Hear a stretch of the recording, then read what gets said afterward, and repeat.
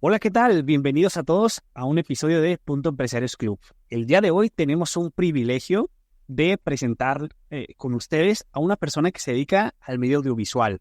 Es decir, hoy nos va a tocar una persona que nos va a plantear desde su punto de vista, uno, qué es lo que él hace. Él tiene una empresa de medios audiovisuales que nos contará un poquito más, ¿no? Él es una destacada figura en el ámbito de la producción audiovisual en México.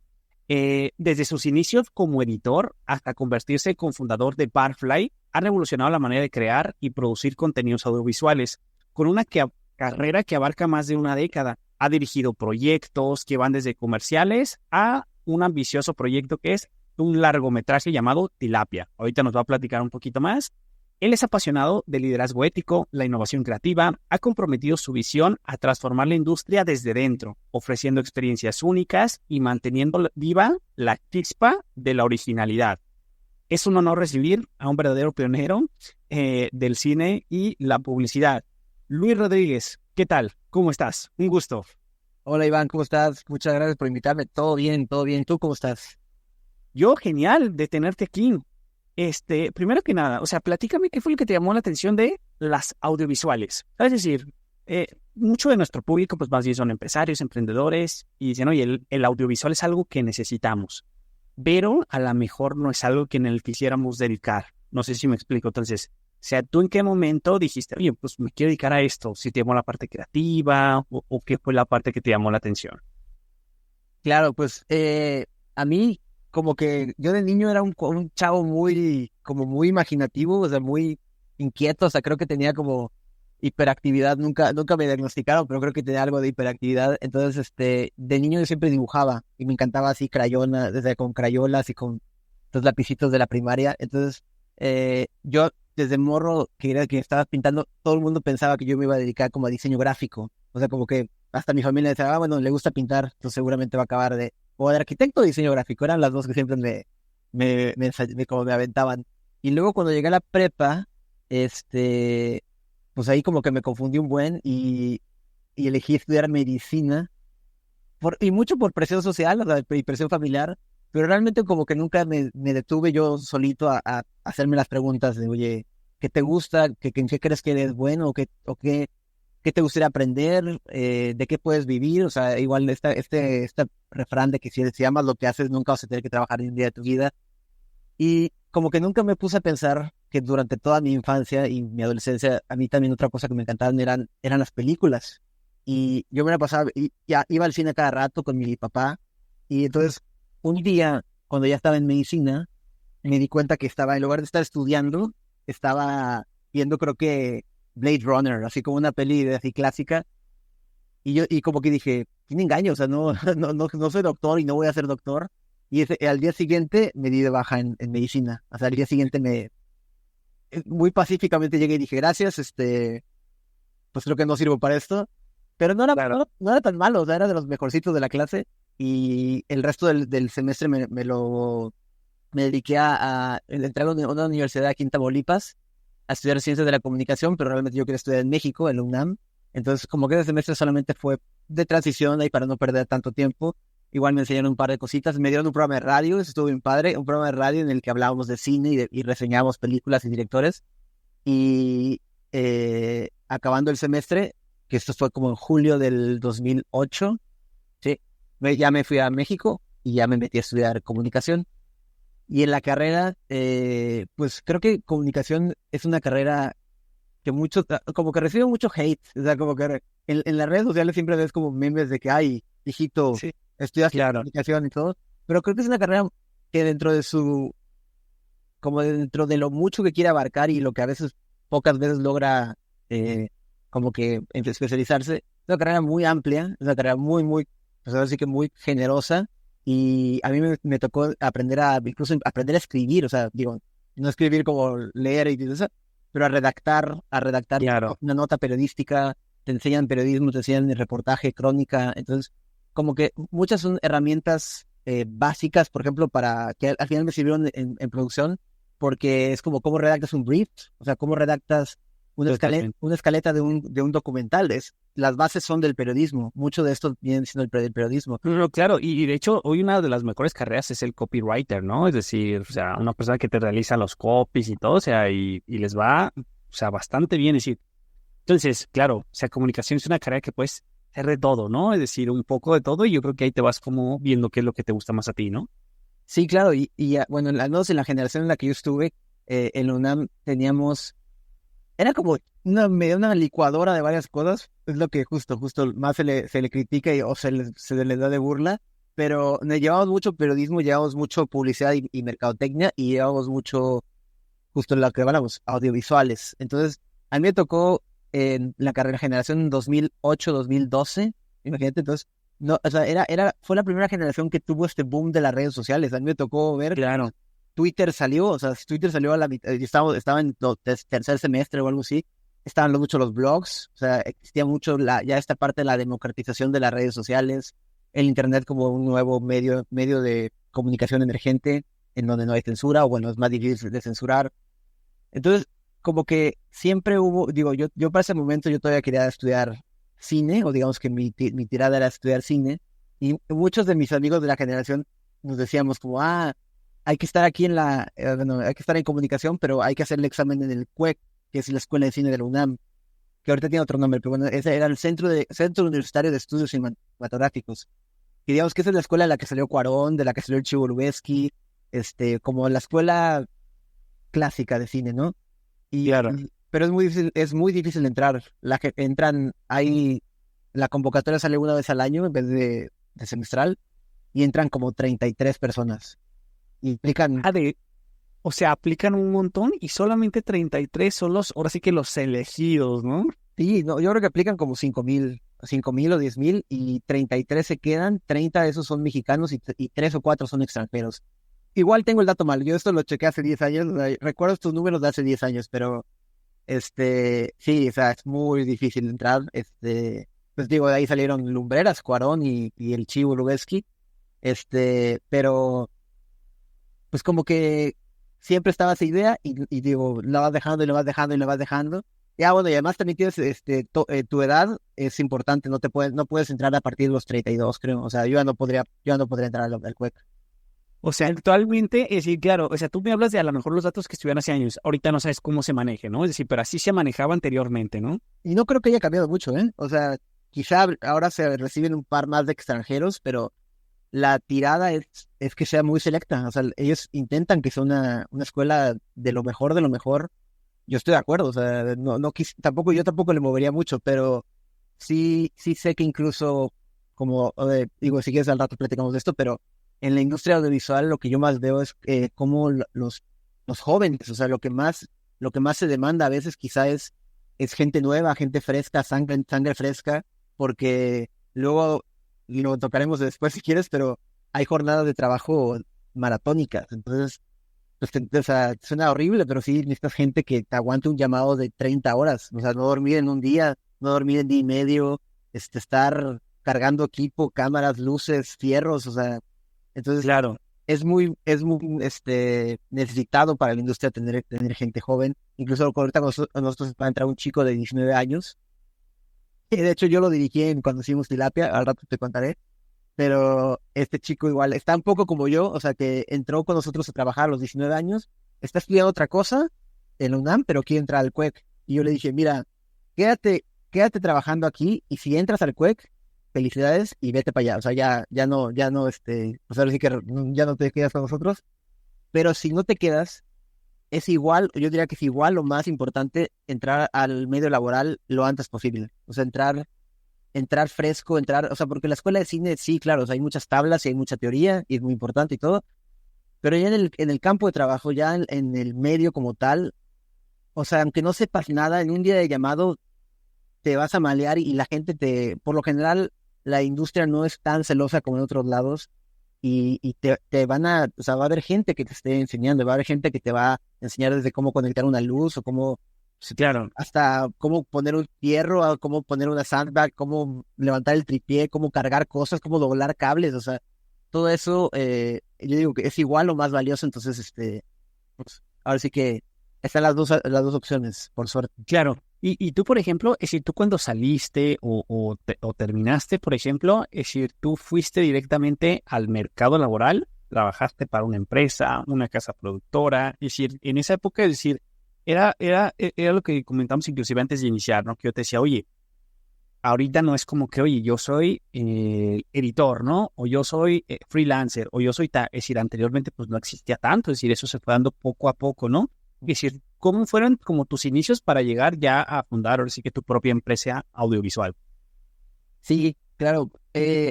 Pues fue un poco, me tardé un poco en conseguir chamba. Yo lo que sí quería era ya trabajar porque en la UNAM son 9 semestres y el octavo, o sea, realmente es como de ir a la escuela 8 semestres. Y el noveno semestre realmente vas muy poquito.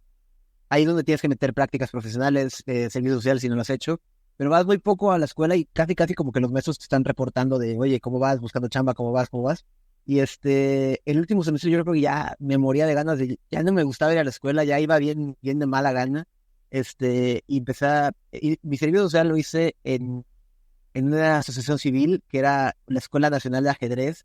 Y ahí lo que me encantó es que mi servicio social y mis prácticas estaban muy ligadas a lo audiovisual. Y la verdad es que me dieron así carta libre para hacer lo que yo quisiera en la escuela en la escuela de ajedrez. Yo les dije, oye, ¿por qué no hacemos un documental? Y me dijeron, adelante. O sea, entonces yo en octavo semestre hice un documental justo de un proyecto que ellos tenían, una iniciativa para poner el ajedrez en las escuelas públicas, que se me hace una iniciativa muy noble.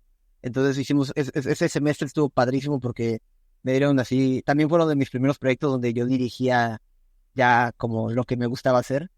Y en noveno semestre entré en prácticas profesionales en un cine que todavía existe, que está en la Ciudad de México, que se llama la Casa del Cine. Está en el centro histórico y ahí estuve, fíjate que ahí estuve como community manager y también me dejaban hacer críticas, o sea, como que en ese momento me gustaba, todo el tiempo me gustó el cine, pero en ese momento hacía reseñas de películas y críticas, entonces me dejaban hacer como la cartelera que tuviéramos, las películas que llegaran me dejaban reseñarlas y publicarlas en la página e imprimirlas y todo, entonces estuvo padre. Y ya que salgo, que fue enero del 2012 me parece, inmediatamente busco justo una casa productora, más que una agencia, porque yo digo, muchos amigos terminaron en agencias, pero busco una casa productora y me encuentro con una productora muy grande que iba más bien como a la baja. O sea, era una productora que ya no existe, que se llama Camaleón Films. Fue muy famosa en México en los 80 y hacía muchos comerciales así de Marinela, de Gansito, de Bardal, así como de los comerciales retro que ves ahí en YouTube. Ellos los hicieron. Y, Claro. y me toca ver cómo viene todo el cambio de las camarotas fue algo muy importante en nuestro medio. Grabar con negativo, o sea, grabar con 35 milímetros a grabar en tarjetas de memoria, en memory cards. Entonces, yo recuerdo cómo ya las cámaras eran mucho más ligeras, mucho más baratas, producir era más barato.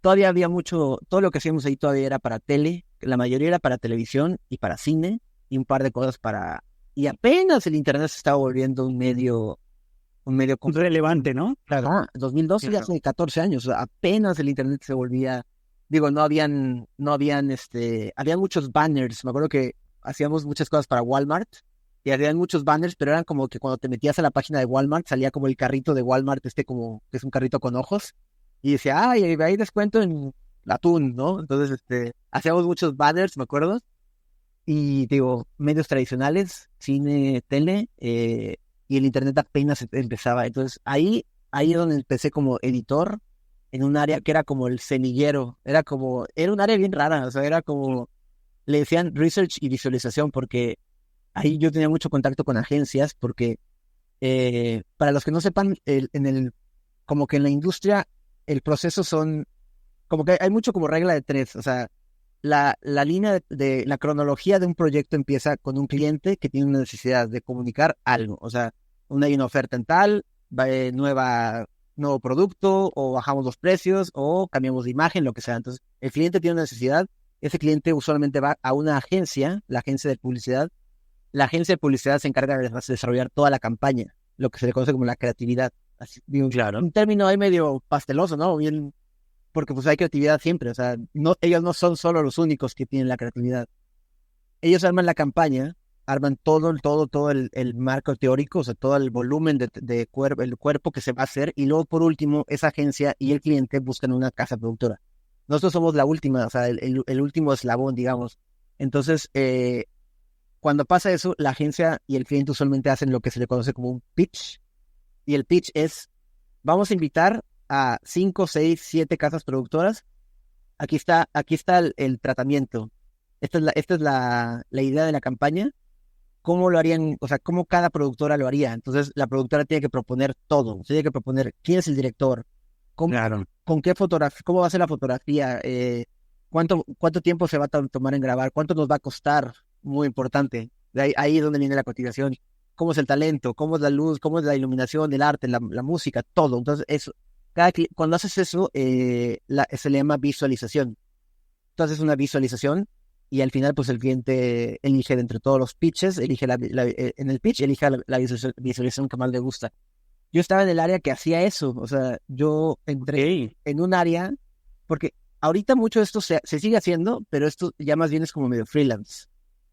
O sea, las productoras contratan a un visualizador y este cuate se junta con la gente de la productora y él recopila todo. O sea, él hace un keynote. Al final es como un PDF, es un keynote.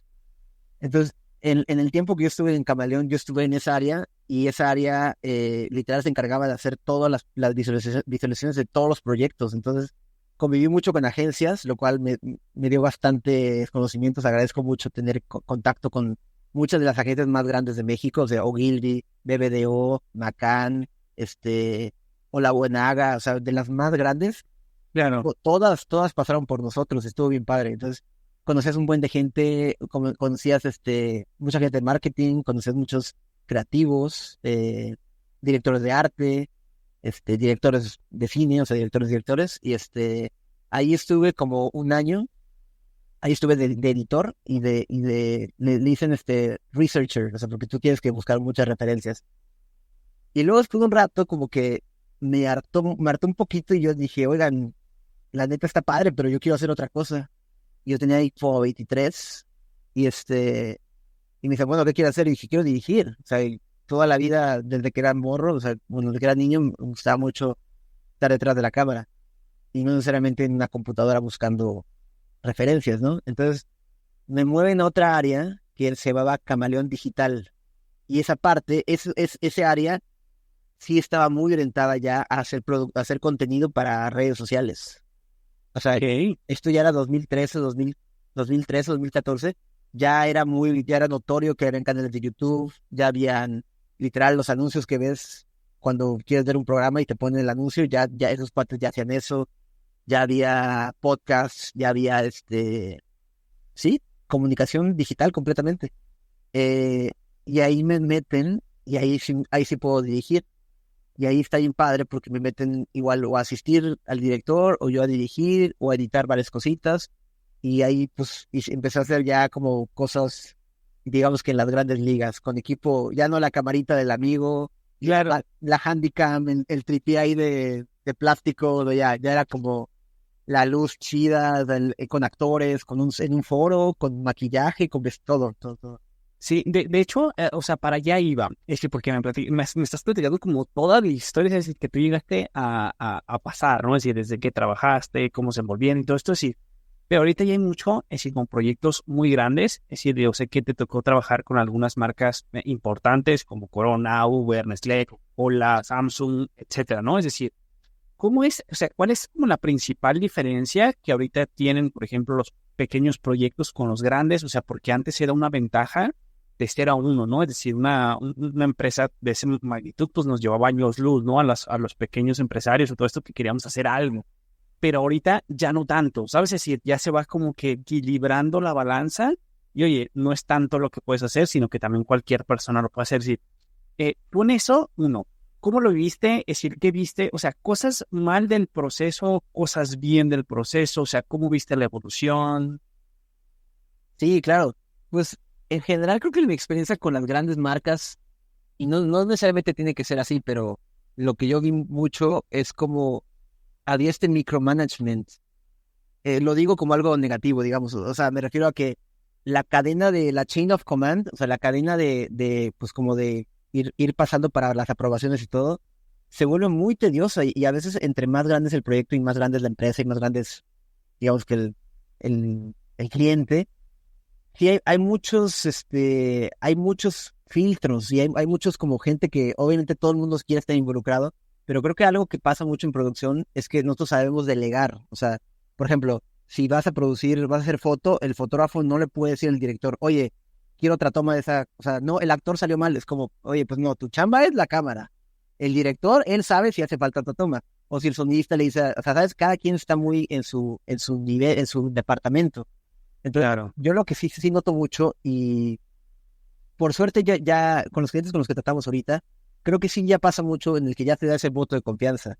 Entonces, si yo actualmente trabajo te voy a poner un ejemplo, uno de mis clientes favoritos, y no sé, ahí les va el gol, pero es Fujifilm y la marca de Instax, que es las cámaras análogas, que son como las fotos viejitas de antes.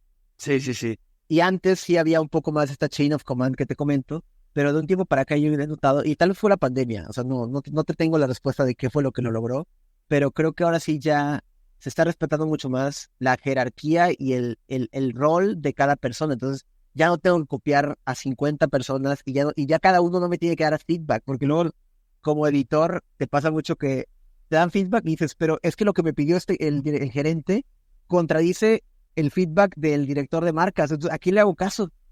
O sea, porque justo nos dan ganas de decir, a ver, ¿por qué no se ponen ustedes de acuerdo? O sea, ¿por qué ustedes Claro. tengan una junta todos ustedes, consoliden todos sus comentarios y luego ya me lo mandan? Entonces, ahorita lo que sí siento más es que ya es más personalizado, ya hay mucho ese voto de confianza. Yo siento que ya, y más cuando tienes tiempo trabajando con la misma empresa, ya tienes rato haciendo esta relación, sí es más fácil tener esta comunicación directa. Ya no hay tantos intermediarios, ya no hay micromanagement.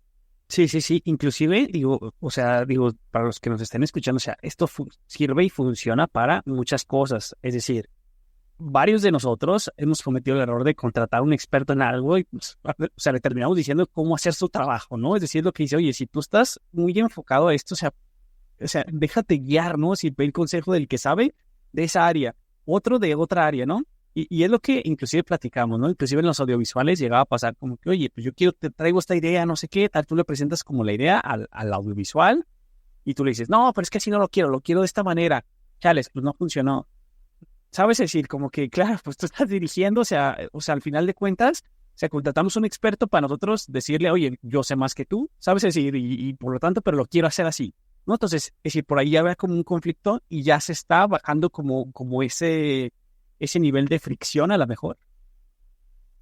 Sí, creo que sí. O sea, no te voy a decir que no existe, o sea, claro que ahí está. Creo que ya cada vez más, quizá también tiene que ver porque se han actualizado cada uno de los puestos. Entonces, por ejemplo, yo antes mejor me reportaba con un gerente que tenía, no sé, 55, 60 años.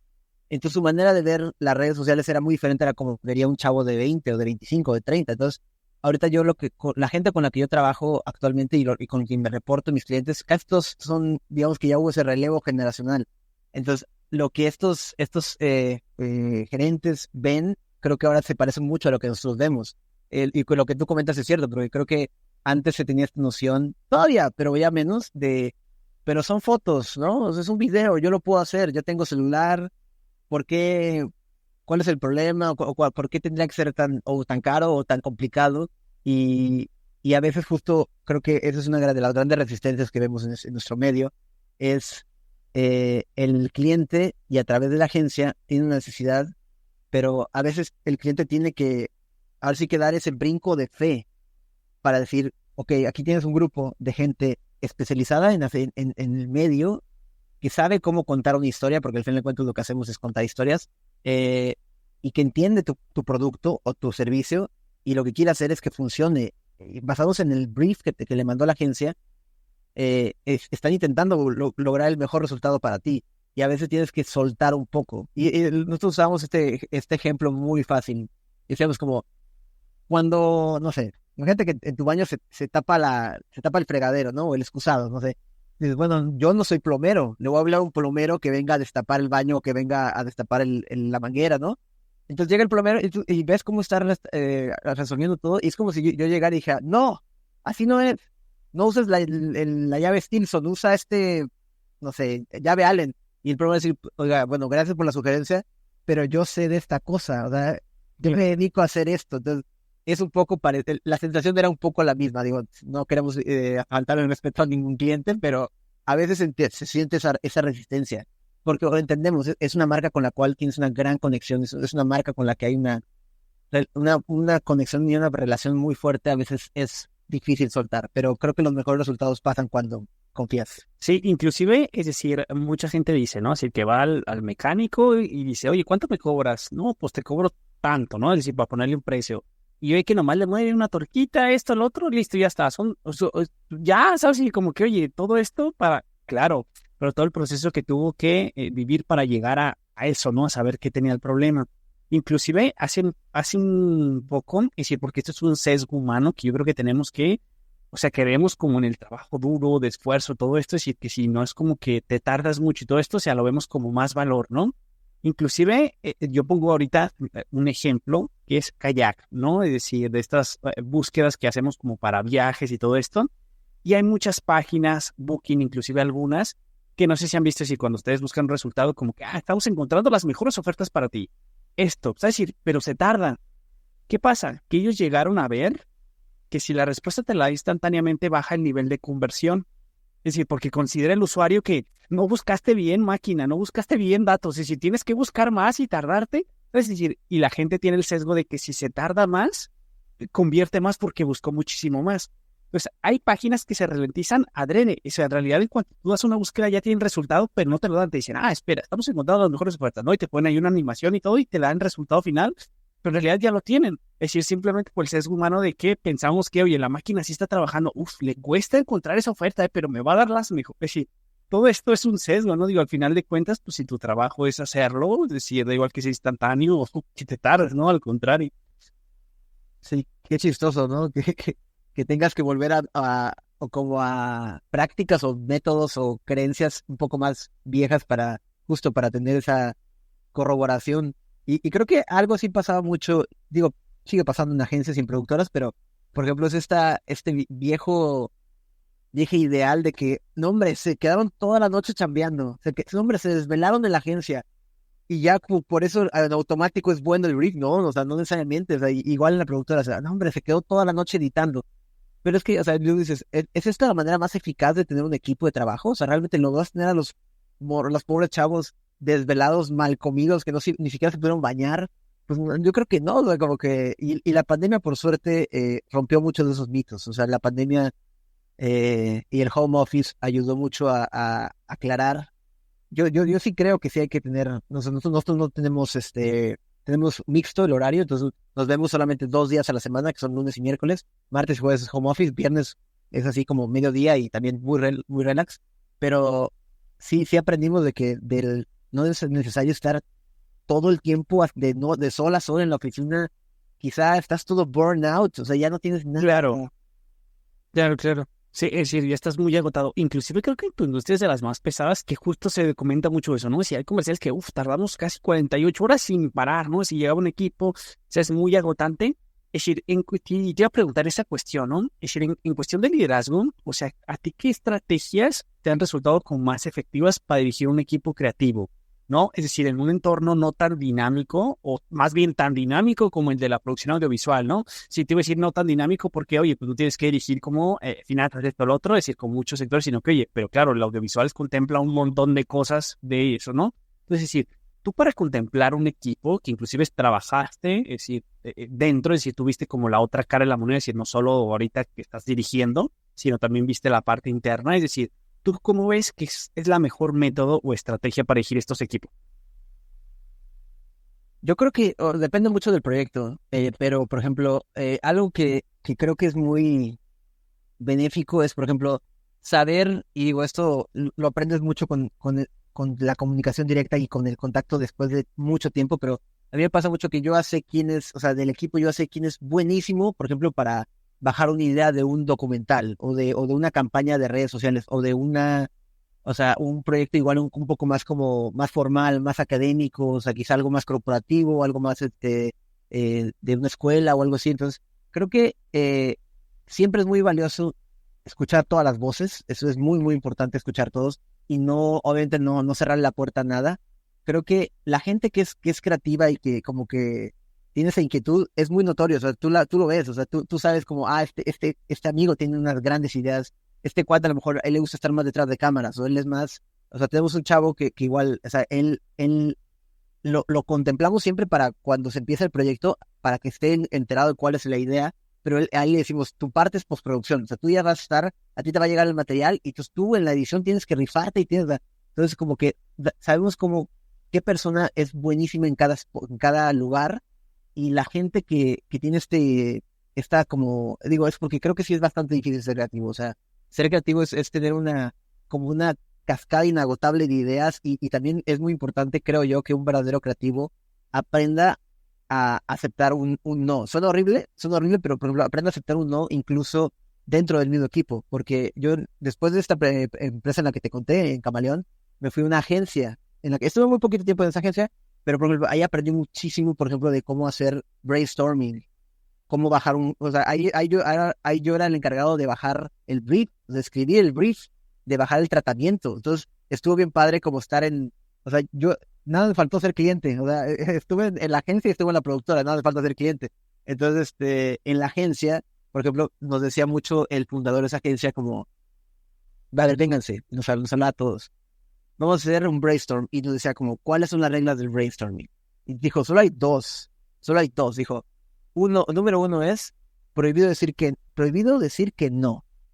O sea, por ejemplo, si alguien tiene una idea, no puedes tumbarla así nada más porque no, este güey está mal. Chaf, o sea, obviamente no todo se puede aprobar porque obviamente cuando haces un brief tienes que elegir lo mejor y tienes que, como un embudo, vas poco a poco raspando hasta que te queda lo más fino, lo mejor. Entonces, lo que nos decía es como, número uno es, hay que ser muy respetuosos con las ideas de los demás, hay que ser muy respetuosos. No se vale decir que no, porque es como, si alguien dice algo y a ti no te parece esa idea, en el juego que es el brainstorming es, ok, si yo no estoy de acuerdo, tengo que proponer una idea mejor. Entonces, realmente es la manera polite de decir no. Es como, rojo. Él dice, bueno, a ver, rojo, que yo propondría que tal vez mejor verde. Y así se va haciendo. O sea, Claro. ese círculo de brainstorming se va como autorregulando hasta que todos están de acuerdo, hasta que la idea cada vez va agarrando lo mejor de cada persona. Entonces, el brainstorming se parece mucho a la improvisación. Me acuerdo que en un taller que tuvimos como de team building, un cuate era como un comediante, fue y nos dio un taller de improvisación y decía lo mismo. O sea, improvisación es la única regla, es nunca decir que no, porque si estás haciendo un sketch o algo y te avientan como, y luego vino un perro y te toca hacer un perro, imagínate que tú fueras el actor y dices, no, a mí yo un perro no. Entonces tienes que ser, o sea, por el bien del sketch, por el bien de la diversión, por el bien del grupo, no puedes poner, y bajo esas premisas la verdad es que aprendes mucho a no tomarte las cosas personal. O sea, obviamente nada de esto es atacando. Cuando se atacan las cosas, no se atacan a las personas, se atacan a las ideas. Y eso lo ves mucho en los debates ahorita que está de moda. O sea, las ideas no se atacan a las personas o al candidato y después es un mal debate, o sea, es un muy mal debate. O sea, lo que está a discusión es la idea. Y literal, solo así se llega a una buena campaña. Las ideas se tienen que encontrar y la mejor sobrevive. Y la que sigue, y la que sigue, hasta que te quedas con la creme de la creme. Entonces, algo así creo que es el liderazgo. O sea, es un poco como saber quién es el mejor para cada cosa, darle su lugar, siempre escuchando a la gente, ser muy respetuoso, obviamente. Nunca decir, no, este güey no, porque tú eres muy malo, jamás, ¿no? Claro. Y así poco a poco vas haciéndote tu círculo y obviamente entender todas las características del proyecto es muy importante. Ningún proyecto se parece, cada proyecto es diferente, pero sí vas conociendo a los clientes y sabes qué es lo que quiere. Y a veces, por ejemplo, lo más difícil no tanto es la creatividad, a veces, aunque no lo creas, lo más difícil es hacerle entender al cliente que es como, ok, ¿cuáles son los fines de esta campaña? ¿Qué es lo que quieres lograr con este proyecto audiovisual? Porque es muy diferente decir, quiero hacerme viral, como platicamos antes de empezar a grabar, quiero hacerme viral, quiero incrementar mis ventas, eso es súper diferente, quiero fortalecer mi marca, mi competidor sacó un producto, entonces yo tengo que sacar el producto que sea la competencia directa, o quiero literal fidelizarme, quiero que la gente que me conozca me siga fortaleciendo. Por decirte un ejemplo, la mayoría de lo que hace Lala o lo que hace Sabritas es fortalecer su marca. Ya son top of mind, ya están, pues digamos, muy establecidas. Rara vez ves un producto nuevo, no es un lanzamiento o no es no bajo de precio. Muchas veces lo que estas marcas hacen es fidelizar. Entonces, creo que con tanta numeralia que hay actualmente y tanto Big Data, ¿no? O sea, todo esto que hay, a veces el cliente tiene conceptos diferentes. Entonces, también eso ayuda mucho para hacer una estrategia, ser muy claro con lo que el cliente busca y cómo lo vamos a conseguir.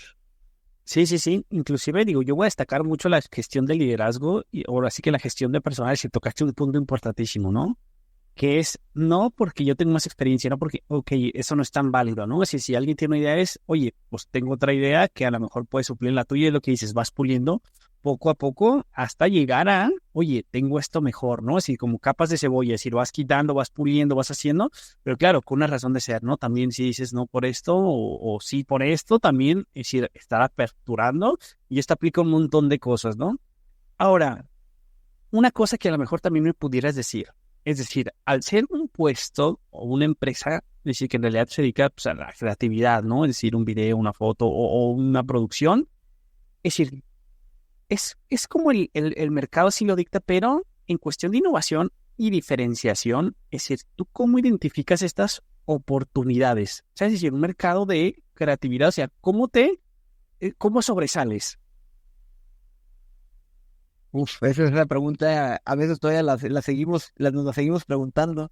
Creo que la manera en la que nosotros hemos podido, digamos que sobrevivir suena feo, porque pues, la verdad es que sí pasa por esa palabra, porque nosotros empezamos Barfly en enero de 2020, o sea, poquito antes de la pandemia. Entonces, arrancamos y obviamente, pues padrísimo, los clientes, tenemos muchos eventos, incluso de eventos de gente. Entonces, nos cae la pandemia en marzo y dijimos, ya, sí, ya valió, adiós todo.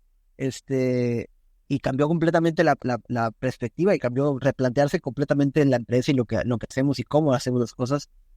Y creo que, o sea, una de las cosas importantísimas es como lo que te han dicho un chorro, es adapt or die, o sea, o te adaptas o te mueres. Entonces, eso lo vemos no solo en la pandemia, pero incluso con los formatos y los contenidos que hay ahorita. O sea, lo que más nosotros vemos es que el mercado y el medio audiovisual cada vez menos demandan proyectos así multimillonarios. O sea, la primera productora en la que yo estuve, te hablábamos de comerciales para Honda y carrazos y un tequila muy famoso y cosas así.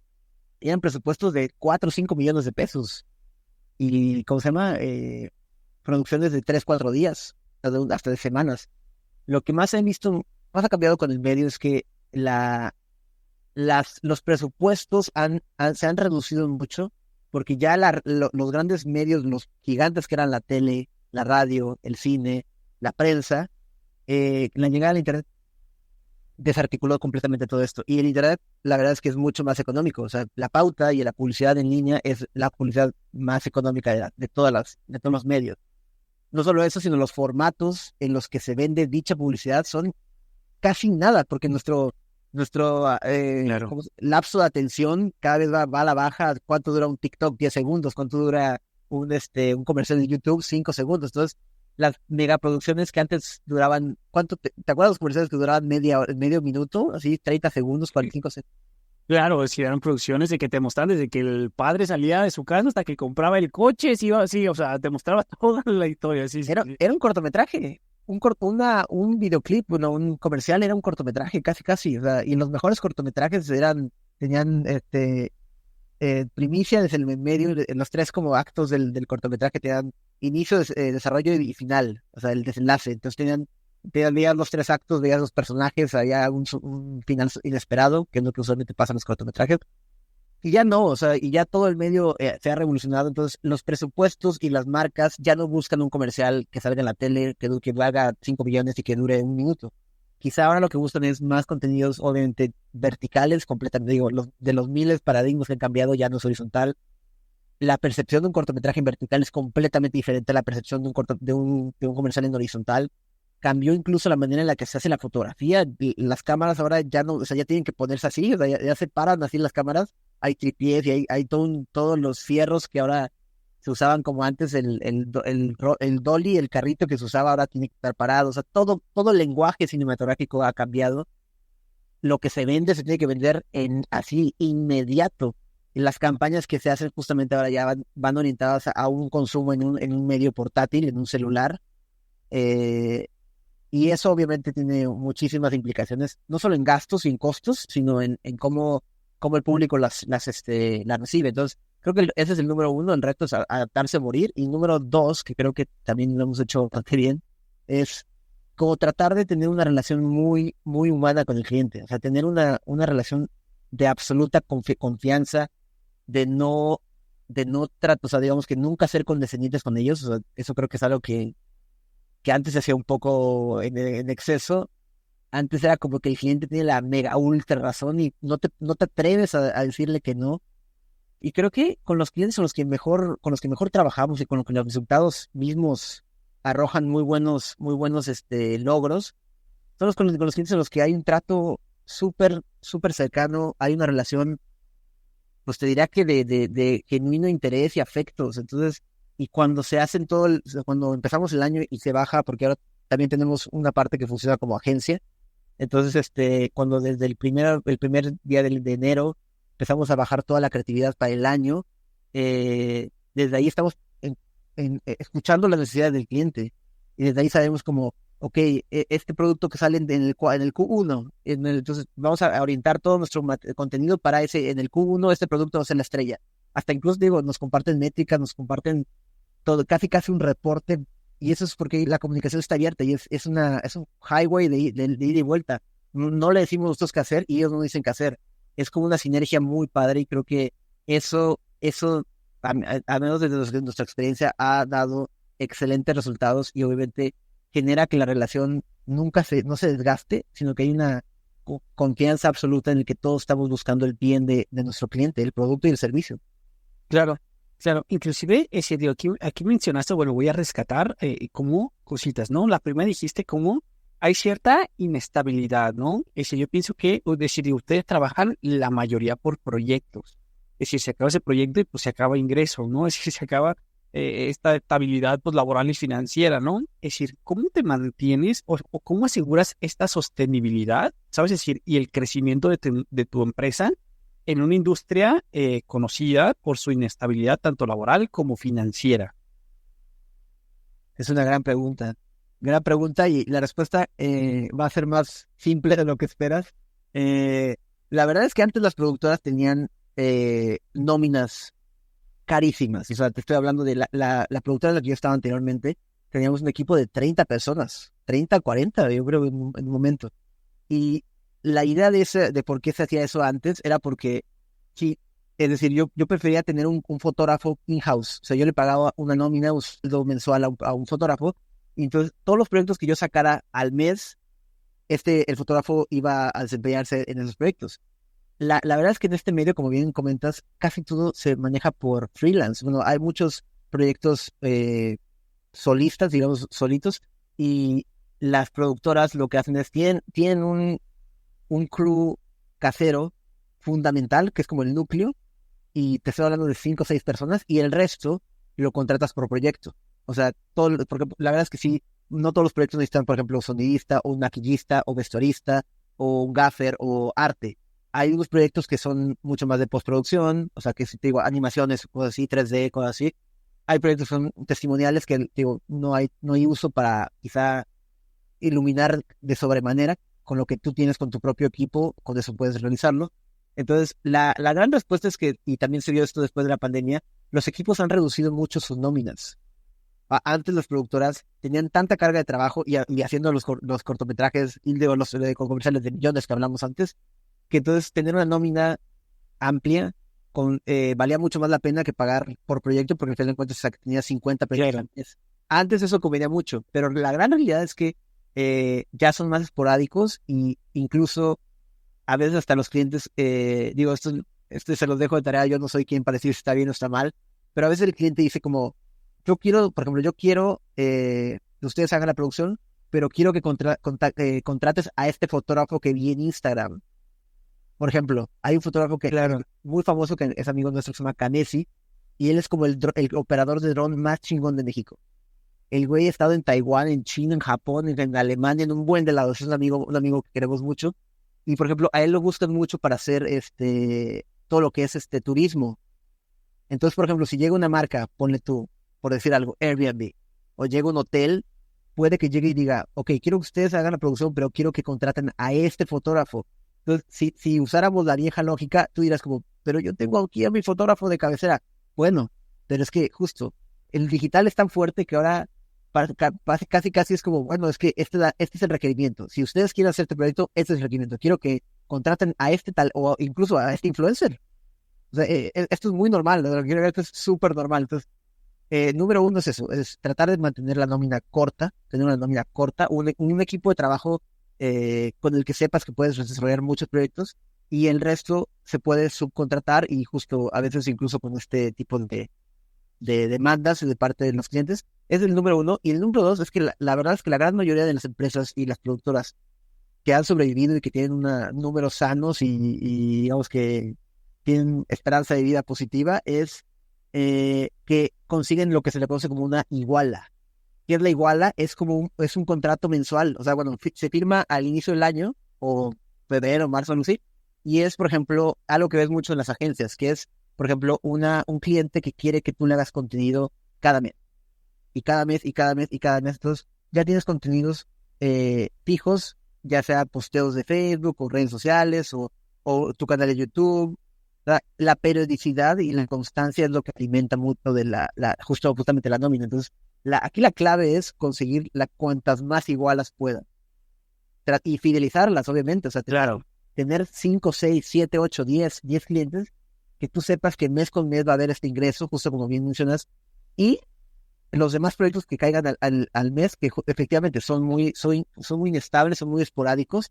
Eso va a ser como, ok, la inyección de capital, pero lo que va a mantener los costos de la oficina, del internet, de los sueldos, el agua, todo, las computadoras, todo eso va a ser tus clientes cautivos, tus igualas, digamos. Claro, y justo es que yo iba para yo iba para el tema como de clientes, ¿no? La captación. Es decir, por ejemplo, una pastelería, pues claro, hay mucha gente que cumple cumpleaños, es decir, mínimo una vez al año su cumpleaños, ¿no? Y al siguiente igual. Es decir, pues en el tuyo, pues claro, es decir, hay unos que hacen una campaña, luego ya no hacen más, hay otros que hacen, ¿sabes? Es decir, ¿cómo captas tú nuevos clientes? Es decir, hemos conocido, por ejemplo, varias personas, o inclusive tú lo mencionabas, o influencers, o ciertas personas que hicieron conocido por su trabajo, ¿no? Que mostraban su trabajo y varias personas decían, oye, qué padre trabajo, yo quiero que este cuate me haga esto, ¿no? Quiero que esta persona me haga a mí mi propio trabajo sobre esto, ¿no? Entonces, es decir, es mucho como mostrarte, es decir, el ver cómo haces el trabajo, ¿no? Pero, es decir, en tu caso particular, es decir, las mismas, es decir, agencias y todo eso, es recomendaciones, es publicidad, es mostrar tu trabajo y alguien ve detrás quién hizo esto. Es decir, ¿cuál es la mejor forma ustedes que llegan para obtener nuevos clientes? Claro, esa es otra gran pregunta que constantemente nos hacemos. La verdad es que esa parte, tengo la gran ventaja de que le toca un poco más a mi socio. O sea, esa parte no es tanto mía, yo soy muy malo para vender y nunca lo voy a negar, o sea, lo reconozco abiertamente. Las maneras en las que al menos yo he conseguido más clientes y nos hemos dado a conocer, sí viene mucho por el word of mouth. Sí es mucho de recomendaciones, sí es mucho de justo, y tiene que ver un poco con creo que lo vemos mucho, por ejemplo, en LinkedIn, o sea, o en redes sociales profesionales, digamos, donde amigos y conocidos de la industria recomiendan mucho. Por ejemplo, tuvimos este trabajo y es algo muy padre que pasa en nuestro medio, que es cuando sale el proyecto, o sea, nos dijimos una campaña para ¿qué te gusta? Palacio de Hierro, hace como un par de años. Y quedó muy padre y todo el mundo la comparte. O sea, la comparte el que lo dirigió, el que hizo la foto, el que hizo el video, el que hizo la música, el que hizo el maquillaje. Entonces, al hacer un proyecto así, todos empiezan a usarlo, y eso es lo que se le conoce como el demo reel. O sea, tú haces tu demo reel, que es como tu resume digital. Entonces, eso llama mucho la atención porque entonces, por ejemplo, quizá una marca similar a Palacio de Hierro a Suburbia o Liverpool, ve este comercial y dice, ok, ¿quién hizo la música de este comercial? Me gusta. Y conoce el trabajo a través de eso. Entonces, es súper importante, no solo para los freelance, sino para las marcas y las empresas, siempre estar mostrando contenido. O sea, es súper importante. O sea, así que la muerte, o sea, te quedas estático y te mueres. O sea, tienes que estar todo el tiempo produciendo. O sea, ahora sí que como influencer, todo el tiempo estar compartiendo y compartiendo y compartiendo y compartiendo. Eso es lo que hace que la maquinaria como que no pierda fuerza, siempre estar engrasada, siempre estar acelerando. Eh, Claro.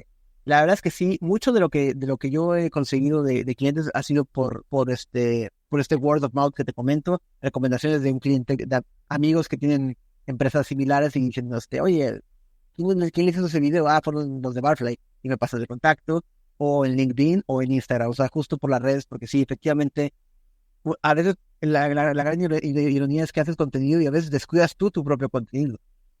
Y Claro. la verdad es que eso cojeamos de esa pierna. No, Claro, claro, o sea, lo que nos dedicamos es lo que falta, ¿no? totalmente. No, sí, justo, y es lo que le dicen, ay, tú eres chef y en tu casa comes arroz, o sea, es como esa es la gran ironía, te dedicas a esto, eres especialista en esto, pero ve cómo tienes tus redes. Entonces, efectivamente, ahí sí nos declaramos culpables. Y en el otro lado también no voy a dejar de mencionar a mi socio Alan de la Cruz, que él sí tiene un perfil mucho más de networking, él se dedicó a la producción desde igual, un poquito después que yo, lleva como 10 años también, como 9 años, pero él al ser productor, yo soy director y él es productor cuando estamos en set. La producción lo que más tiene de bondades es que te relaciona y te haces un networking brutal. Y Alan tiene una gran relación con muchísima gente conectada de la industria. Entonces, él sí, durante la pandemia, literal, se encargó de tocar puertas, hacer tal cual, presentarse business to business. O sea, siempre buscando clientes, casi, casi tocando puertas digitalmente. Y también intentamos de muchas maneras el newsletter, o sea, en LinkedIn, así justo en los medios más formales. Y digamos que tenemos diferentes maneras de trabajar, pero a través de esas maneras creo que nos hemos complementado bastante bien. Genial, Luis. Pues oye, qué bueno que me da. Es decir, ¿cuál es su visión a futuro, vale? Es decir, yo quisiera cerrar con que, digo, antes de irnos, para que me des como consejos, ahora sí que para los emprendedores o empresarios, es decir, lo que tienen que saber, ¿sabes? Y si vas a contratar una agencia, es esto, ¿no? Déjate guiar por tal. Es decir, yo quiero que me digas como que un consejo, pim, pam, pam, uno tras otro, ¿no? Pero antes de ir a eso, es decir, quiero que me digas cuáles son los próximos pasos para Barfly, es decir, para cómo planeas ver, es decir, cómo ven ustedes la empresa, es decir, en un par de años, con estas nuevas tecnologías que van llegando, es decir, con inteligencia artificial que ya se mete también al campo audiovisual. Es decir, hay un montón de cosas como para el futuro que se vienen un poco inciertas, ¿no? Es decir, y yo quisiera que me plantearas como tu punto de vista, es decir, que estás metido mucho en eso, es decir, ¿cómo sería? Claro, pues mira, de entrada creo que los retos que vienen para los próximos años, como bien mencionas, es la inteligencia artificial, la cual se la ha satanizado mucho, pero creo que es una gran aliada. O sea, creo que si caemos en pánico, lo peor que podemos hacer como producción y como cliente y como todo. O sea, va a revolucionar muchas cosas, pero tenemos que pensarla como una aliada. Y de hecho, incluso te podría decir, así como te comentaba hace un par de minutos, que las visualizaciones que hacíamos era buscar comerciales y referencias. Pues, ¿qué hace ahora la inteligencia artificial? Si necesitas buscar una toma, tú le dices, quiero una toma de un dron que pasa por una montaña, que llega a una casa y vemos el close-up de la cerveza. La inteligencia artificial te va a hacer esa toma. Entonces, no es un enemigo, es una herramienta, es un aliado. Al principio, obviamente, va a haber resistencia, obviamente va a haber muchísima, pues sí, muchísima distancia, pero creo que así como la revolución de la tecnología nos ha ayudado y ayudó para bajar costos, yo creo que la inteligencia artificial es lo primero que va a hacer, va a reducir costos. Nunca va a haber el riesgo que todo el mundo tiene de, me va a dejar sin chamba porque va a escribir un brief. No puede, o sea, una inteligencia artificial no puede hacer un brief porque necesitamos tener la sensibilidad y la creatividad que solo pasa cuando tienes la experiencia humana. Entonces, ese es el número uno que creo.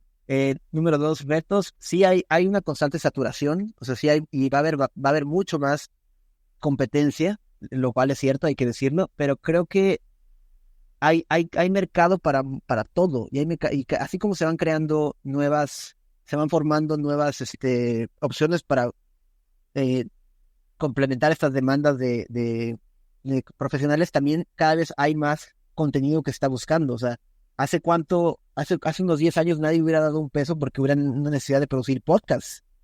Y nos dimos cuenta en la pandemia que hay un gran nicho y hay una mega oportunidad laboral en hacer podcasts. Y es súper válida. Entonces, cada año y cada generación va a ir sacando nuevas oportunidades de negocio. O sea, no se van a acabar y no es como que la demanda va a comerse a la oferta. No, o sea, es muy similar. Nada más hay que, obviamente, creo que es muy... Y número 3, creo que lo que tú me comentas, yo creo que sí es literal, no creer que va a llegar, que creo que ese es un grave error que tienen muchos empresarios, no creer que va a llegar solito a tocarte la puerta. Y esto sí creo que es algo que muchos de los emprendimientos que fracasaron durante la pandemia, creo que por ahí fue un poco la idea. O sea, no por poner tu e-commerce, no por poner tu página web y no por abrir una fanpage en Facebook, ya el negocio tiene vida. O sea, estamos hablando de que, pues entendemos que la pandemia orilló a mucha gente o digamos que nos empujó a dar ese brinco de fe, pero yo siento que a la hora de emprender, para contestar tu pregunta, tienes que tener, al menos en nuestro campo, o sea, nosotros nos animamos a emprender cuando ya teníamos 10 años de experiencia, o sea, y estos 10 años de experiencia me refiero a 10 años de el entendimiento perfecto de cómo funciona nuestro mercado y nuestro medio, el entendimiento perfecto de esto es algo que incluso creo que lo dicen mucho en Shark Tank, digo, seguramente lo has escuchado, tienes que saber los números, tienes que saber perfectamente cuánto cuesta mi operación al mes, cuánto cuesta que nuestra empresa, cuánto necesitamos al menos para salir avante, o sea,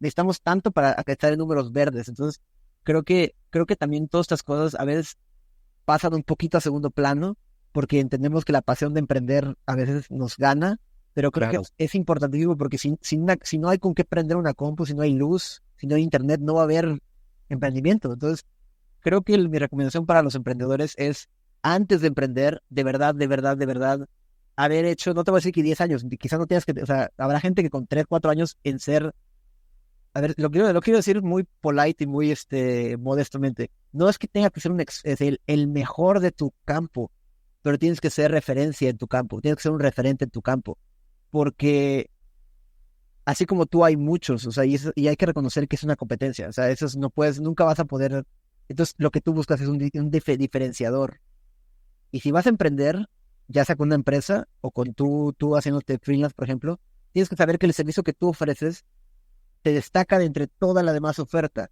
Puede que sea, como decimos, porque tu servicio al cliente es espectacular. Puede porque tengas una habilidad de que tu calidad sea demasiada, así como en un pastel, lo que decimos, que todos los mejores pasteles de 3 leches, no sé. Puede que sea por tu precio, también se vale, es súper válido. Si el costo... La ventaja competitiva, ¿no? Claro, si esa es una ventaja competitiva y la puedes costear, adelante. No es más bien menos porque seas el más caro o el más barato. O sea, tienes que aprender cuál es tu diferenciador. Esa es otra clave fundamental. Pero creo que sí, yo les recomendaría que no den el brinco del emprendimiento hasta que tú sepas que eres o sea, que eres referente en tu área para que en el momento en el que hagas el brinco, por ejemplo, a mí me pasó mucho con justo el cliente que te comentaba, Fujifilm. Yo trabajaba con esa empresa cuando yo todavía estaba en la productora anterior y en un punto como que me asignaron a mí para llevar esa cuenta y yo estuve con ellos 2 años y siempre me dio muy padre y hasta la fecha me sigo llevando increíble con los clientes. Y entonces yo a la hora de renunciar, yo renuncio y les comento, oigan, yo ya no, yo literal dejo la cuenta en manos de X persona.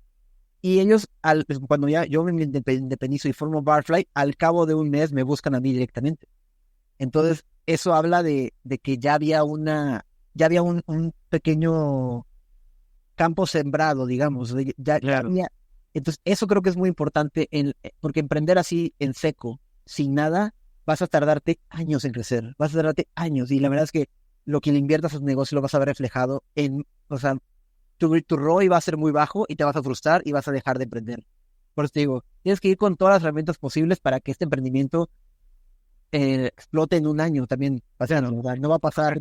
Es lo que dices, ¿no? Es decir, para ponerlo como una moraleja, por así decirlo, o sea, tienes que empezar a picar piedra, ¿no? Pues después llegar con el taladro y ahora sí darle con todo, ¿no? Pero primero tienes que empezar como a aprender todo esto. Genial. Perfecto. Genial, Luis. Ahora, para cerrar, es decir, pásanos tips. Es decir, si nosotros queremos contratar a una empresa audiovisual o algo así. Es decir, ¿qué tenemos que tener como en cuenta? ¿Sabes? Y consejos como rápidos que te dicen, oye, te va a facilitar la vida si tienes esto, si más o menos ya es esto, ¿sabes? Es decir, y vas a tener mucho más claro el mensaje, vas a evitar inclusive dolores de cabeza, todo esto. Es decir, ¿qué serían? Claro, pues mira, de entrada creo que una empresa, tienes que fijarte si lo que necesitas es una productora o una agencia. O sea, creo que ahí empiezan las cosas. O sea, sí, depende. Si eres un cliente o eres una pequeña media empresa o eres un empresario o lo que sea, tienes que saber qué es lo que quieres. O sea, realmente qué es lo que buscas.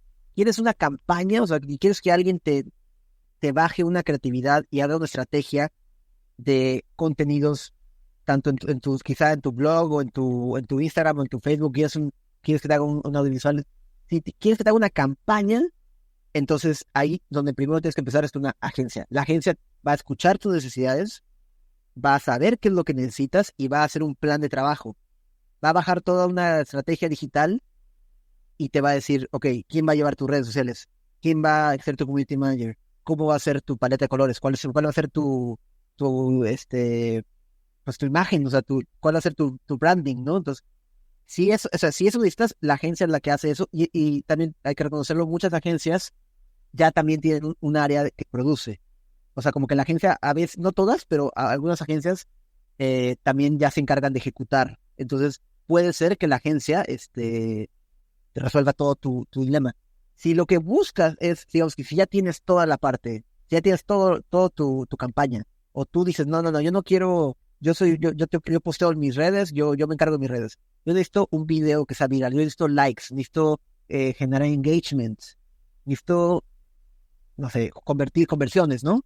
Ok, ¿cómo vas a convertirlo? Quizá lo más probable es que necesitas un testimonial o un documental o un comercial poca madre. Entonces, ahí tienes que ir con una productora, perdón. Ahí tienes que ir con una productora y creo que también es muy válido y cada vez yo lo he visto más replicarse y no tiene nada de malo. A veces los clientes llegan ya con productora y son muy honestos y dicen, oigan, tengo esta necesidad, quiero hacer esta campaña o quiero hacer este levantamiento de imagen. Y a veces dicen, esto es lo que tengo de presupuesto. ¿Se puede?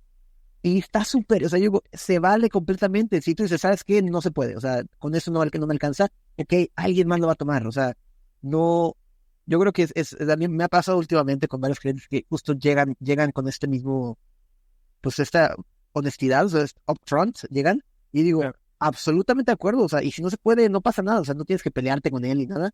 Entonces, al hacer eso, creo que ya empezamos o sea, sabemos perfectamente, si ese es el budget, ese es el presupuesto, ok, vamos a sacarle el mayor jugo posible. Y el resultado va, si el cliente te entrega, y a mí lo que me gusta mucho que casi siempre me traigan briefs, y en el brief dice, buscamos esto, que dure tanto, es para tal redes sociales. Incluso te dicen, es para WhatsApp, digo, va, si es para WhatsApp, es para WhatsApp, no pasa nada. No por eso se hace menos el video, se hace más. Entonces, la recomendación sería, primero es tu cliente o tu empresario o tú lo que sea, ¿qué quieres, o sea, qué necesitas conseguir? Tal vez tu mejor opción sea una agencia o tal vez tu mejor opción sea una productora. Depende de lo que necesites, pero hay gente especializada en cada uno de los campos.